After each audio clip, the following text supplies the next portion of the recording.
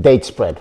We're gonna soak the dates in water for half an hour, and then we're gonna use the food processor to turn that into a paste. We're gonna soak 1 pound of Medjool dates, already pitted, in 3 to 4 cups of water, and we're gonna boil them for 30 minutes.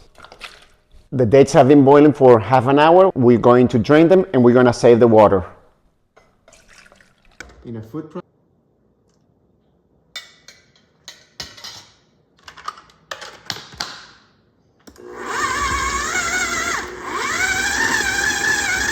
Now we're going to transfer everything into a bowl.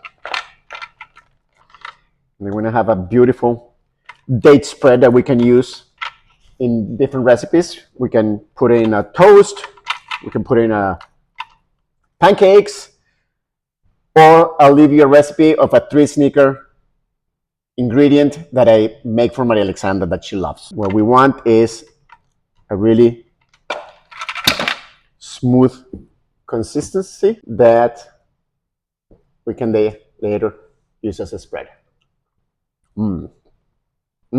Really nice. If you like this recipe, hit the like button down below and leave your comments. Thank you.